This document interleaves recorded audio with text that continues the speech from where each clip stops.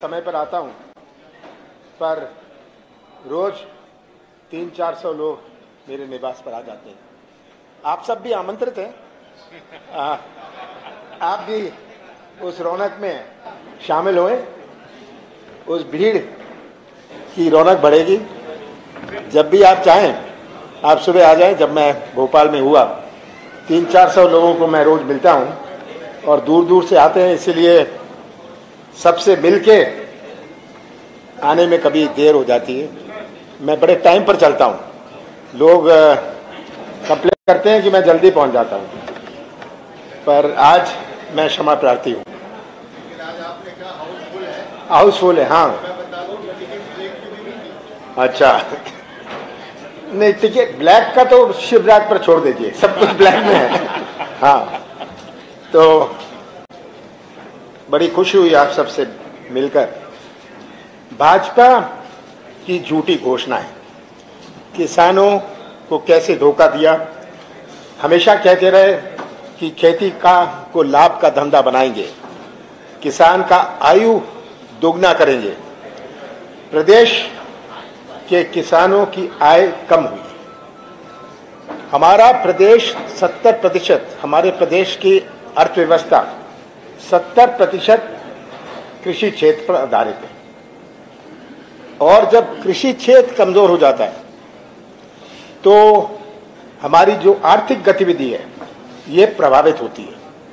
आर्थिक गतिविधि माने इकोनॉमिक एक्टिविटी। जिसकी किराने की दुकान है गांव में, उसकी दुकान का व्यापार कम हो जाए तो वो आर्थिक गतिविधि को इफेक्ट करता है, जीडीपी को नहीं इफेक्ट करता। प्रदेश में किसानों की आय कम हुई है। नीति आयोग ने भी ये आंकड़े दिए हैं। प्रदेश के किसान कर्जदार हो गए। आय बढ़ती तो किसान कर्जदार क्या होता? कर्जा किसानों का बढ़ता जा रहा है, यह हमें याद रखनी। यह भी सब प्रकाशित जो पब्लिश्ड डेटा है उस पर मैं कह रहा हूं। कर्जा किसानों का बढ़ता जा रहा है। ये नहीं कि किसानों की संख्या बढ़ रही है, किसानों की संख्या तो बढ़ रही है, पर एक एक किसान का कर्जा बढ़ता जा रहा है। प्रदेश में किसान कमजोर हो रहा है, और ये जो किसान है, ये बढ़ती हुई जो कर्जदार हो रहा है, ये बहुत चिंता का विषय है। हमने कृषि क्षेत्र में एक नई क्रांति आई। हमने कर्जा माफ की नीति बनाई थी। पहले किश्त में हमने 27 लाख किसानों का कर्जा माफ किया। आज बीजेपी कहती है हम ब्याज माफ करेंगे, तो कर्जे का क्या होगा? कर्जा पर तो ब्याज चढ़ता रहेगा। ब्याज माफ कर देने से किसान को राहत कुछ मिलेगी, पर अगर वो कर्जदार बना रहे वो तो चलता रहेगा, उसका ब्याज चलता रहेगा। किसान मध्य प्रदेश का, जहां मैं जाता हूं, किस तरह बीज खाद के लिए भटक रहा है। जहां मिलता है मिलावट का मिलता है, और जब किसान अपनी आवाज उठाता है, ये कोई आंदोलन करता है, तो एफआईआर, मुकदमा, जेल उसे मिलती है। हमने ये सब पर अध्ययन करके ये तय किया है कि हम कृषि न्याय योजना लाएंगे। ये न्याय योजना जो होगी, इसका उद्देश्य है कि किसान का इनपुट कॉस्ट कम करने का, और उसको इससे लाभ हो। इस योजना में किसानों का कर्ज माफ जो हमने कहा था, घोषणा करी थी, जो बीजेपी ने बंद किया, ये हम चलाते रहेंगे। ये चलती रहेगी। हमारी जैसी सरकार बनती है, मैं मध्य प्रदेश के किसानों को आश्वासन देता हूं, जो हमारी पहली घोषणाएं थी, जहां हमने पहले किश्त में 27 लाख किसानों का कर्जा माफ किया था, इसको हम दूसरी किश्त, तीसरी किश्त में आएंगे। खेती की लागत को कम करने के लिए 5 हॉर्स पावर, 5 HP के सिंचाई पंप स्थायी और अस्थायी के लिए निःशुल्क बिजली दी जाएगी। इसका उद्देश्य है कि इनपुट कॉस्ट हम कम करें। इस योजना से प्रदेश के 37 लाख किसानों को लाभ पहुंचेगा। किसानों के जो पुराने बिजली के बिल हैं, जो बकाया हैं, ये राशि भी माफ करी जाएगी। बहुत सारे बिजली के बिल जो बकाया हैं, हम इनको माफ करेंगे।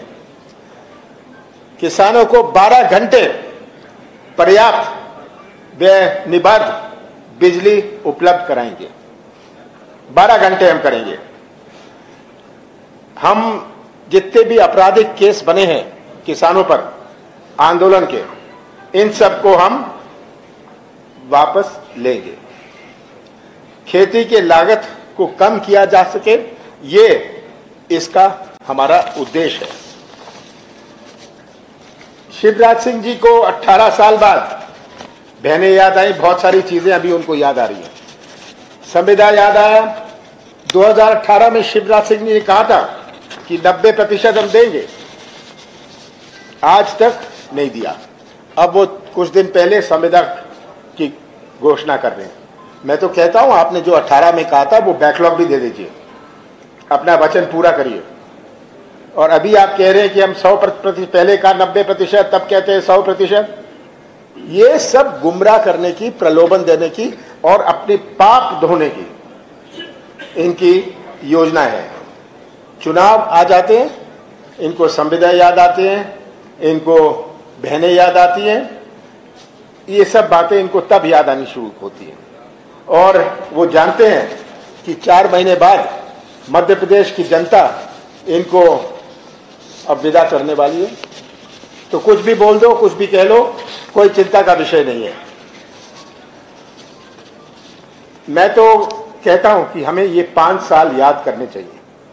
कितनी घोषणाएं शिवराज सिंह ने, 18 साल तो छोड़िए, पिछले 5 साल में शिवराज सिंह ने कितनी घोषणाएं करी और कितनी योजनाओं का पालन किया। चुनाव के वक्त तो करते हैं, पर 5 साल के बाकी चीजों का तो हिसाब बाद में दें, अपनी घोषणाओं का तो हिसाब दें मध्य प्रदेश की जनता को।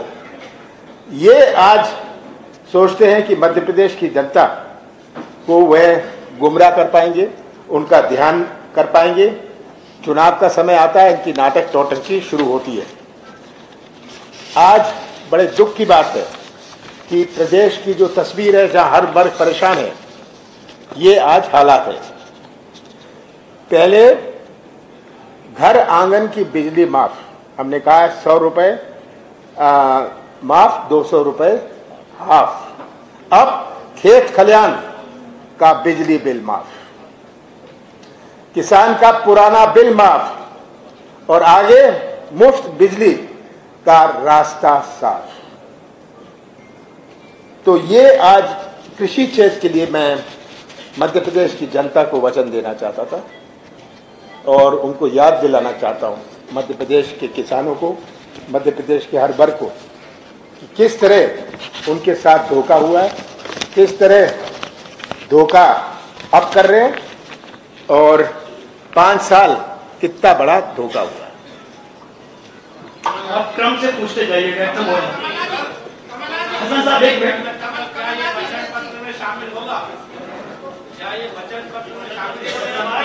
जब मैं बोल रहा हूं कि ये मेरा वचन है, तो वचन पत्र में तो शामिल हो ही गए। हाँ हाँ, बोलिए बोलिए, एक मिनट, महिला बोले ना।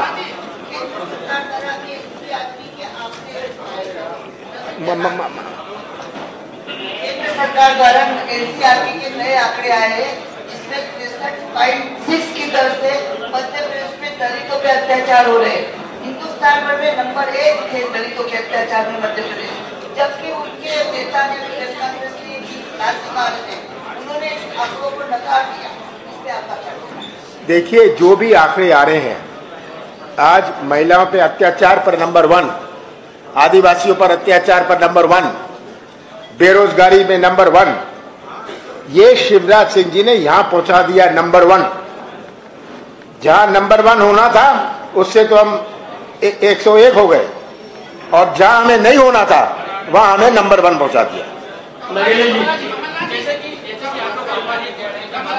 आप लोग बार बार ये कह रहे हैं कि मध्य प्रदेश में कर्जा बढ़ा होगा, ऐसे में आप जब किसानों की बिल माफ करेंगे तो अतिरिक्त भार भी बढ़ेगा, तो ऐसे में और मध्य प्रदेश में कर्जा नहीं बढ़ा।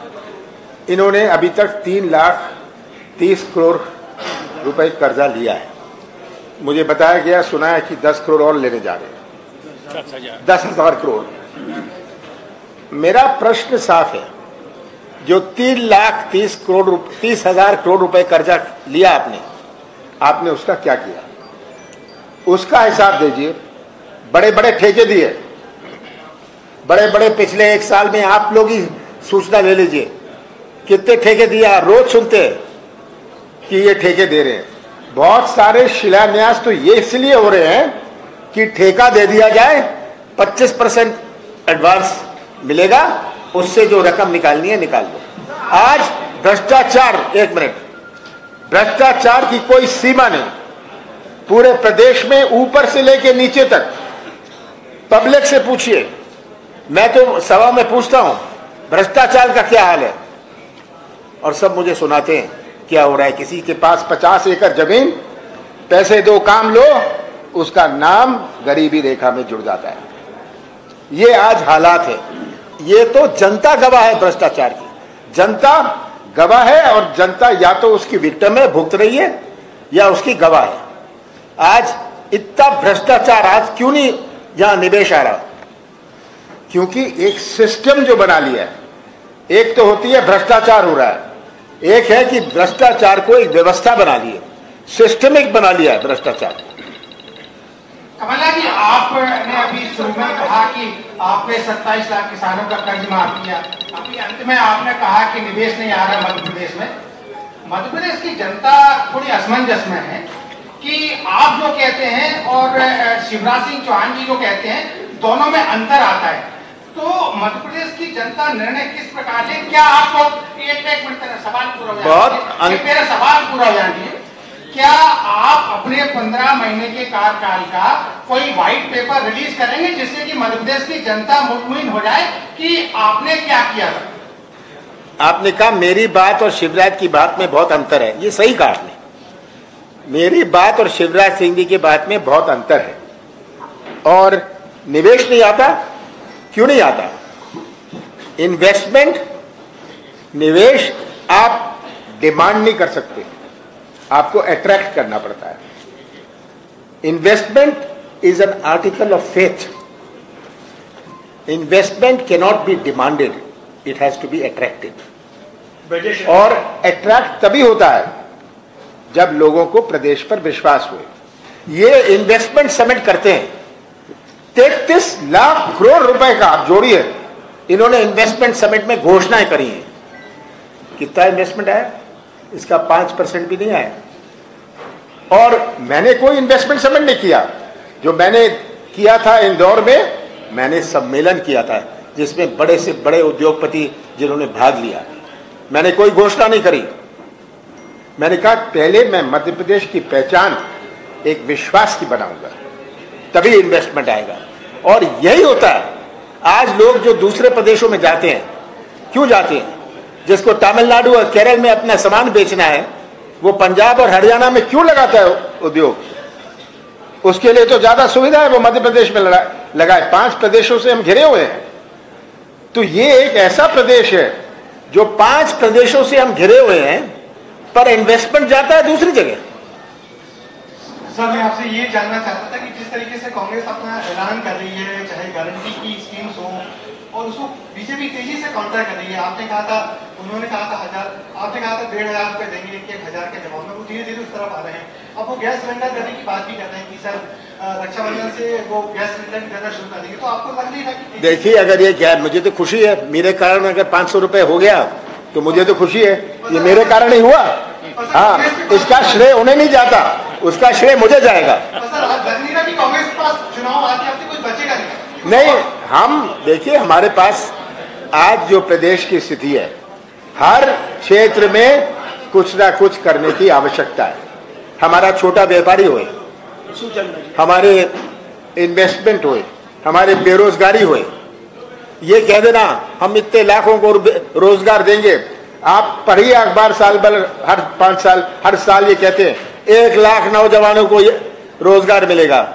मैंने कहा आप आउटसोर्स वालों को तो दे दीजिए, आप जो टेम्परेरी है उनको तो दे दीजिए। ये 1 लाख की बात छोड़िए, हमेशा हर 10-11 महीने में कहेंगे 1 लाख लोगों को रोजगार दूंगा। आपने कहा कि 3,30,000 करोड़ से ज्यादा है, आपकी सरकार आती तो क्या इस पूरे लोन की जांच होगी? देखिए जांच की बात नहीं है, लोन तो ले लिया, ये तो आरबीआई से लिया है। अब इसके खर्चे को लेके जरूर जांच हम कि इस खर्चे का क्या उपयोग किया, कि ये खर्चा राज्य सरकार का नहीं है, ये कर्जा राज्य सरकार का केवल नहीं है, ये कर्जा हर अपने मध्य प्रदेश के व्यक्ति का कर्जा है।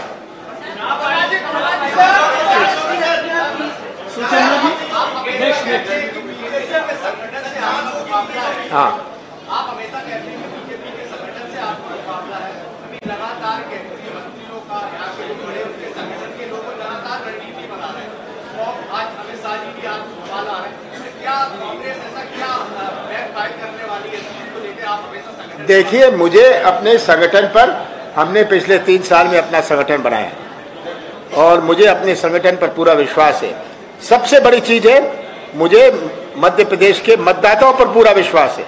ये चुनाव किसी व्यक्ति का नहीं है, किसी पार्टी का नहीं है, किसी उम्मीदवार का नहीं है, ये चुनाव मध्य प्रदेश के भविष्य का है और मुझे इसका विश्वास है कि मध्य प्रदेश का हर वर्ग मध्य प्रदेश के भविष्य को सुरक्षित रखेगा।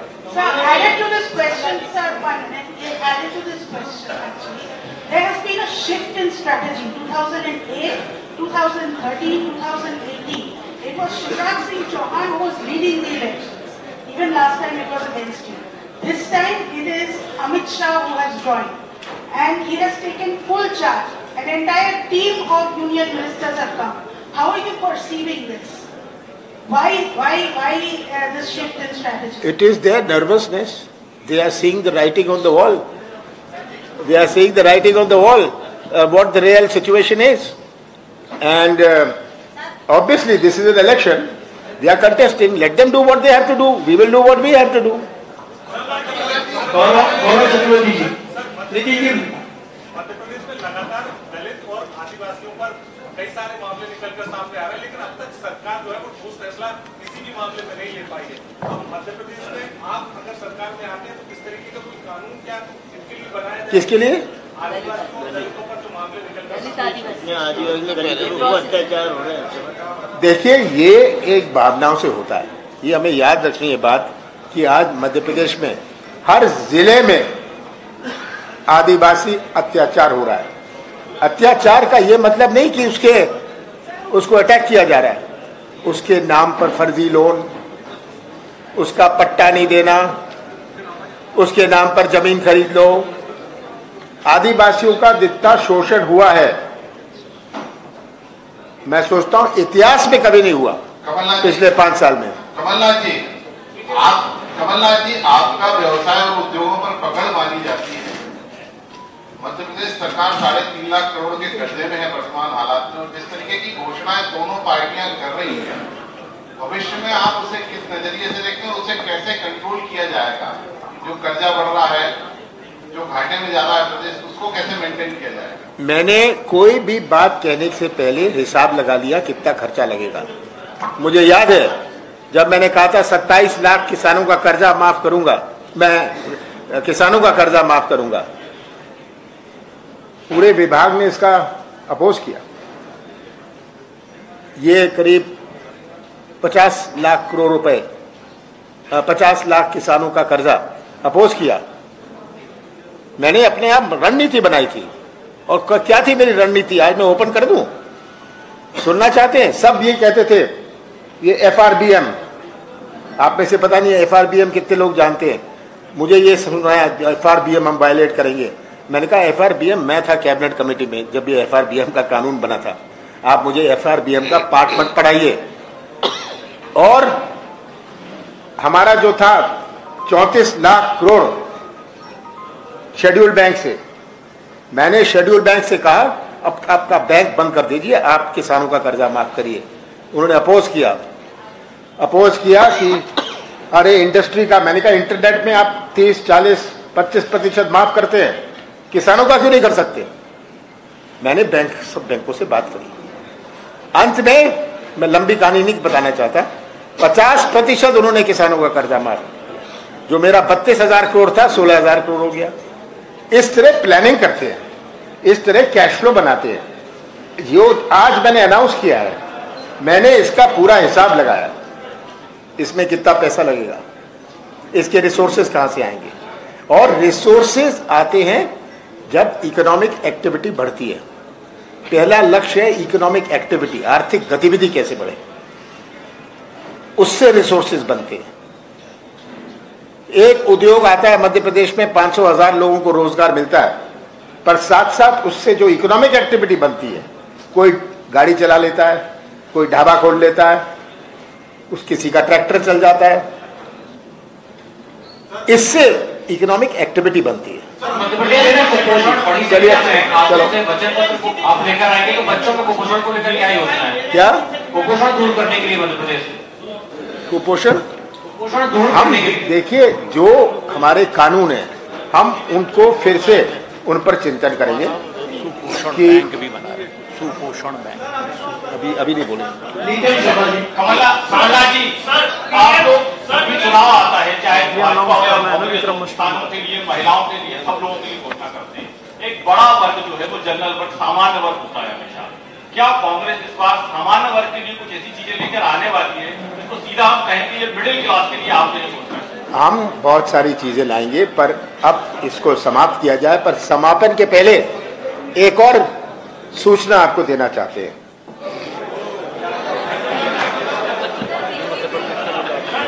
हम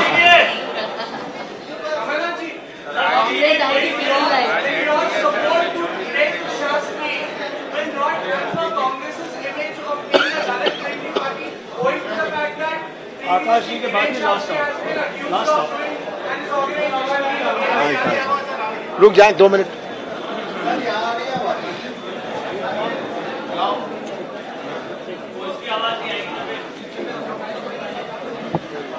आकाश जी के बाद लास्ट ऑफ कर दीजिए, स्टार्टिंग भी आपने क्या जगह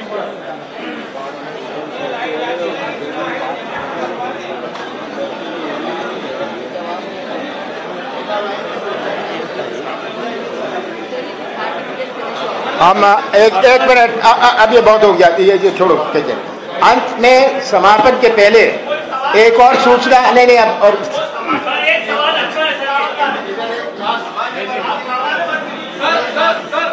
कई सवाल है। शहरी विकास को लेकर सरकार एग्रेसिव है, लेकिन वही जब शहरी विकास होता है तो ग्रामीण क्षेत्र की जमीन पर शहरी विकास को करा जाता है। ग्रामीण क्षेत्र की जो जमीन है, ग्रामीण विकास जो ग्रामीण क्षेत्र पर आधारित था 75% था, वो अब 70 से भी नीचे आ गया। इस पूरे मुद्दे को लेकर अब आपका क्या विचार? देखिए, जो अर्बनाइजेशन हो रहा है, मैं अर्बन डेवलपमेंट मिनिस्टर था, ये एक स्वाभाविक बात है कि अर्बनाइजेशन जो हो रहा है, शहरीकरण जो हो रहा है पूरे देश में। आज जो गांव छोड़ के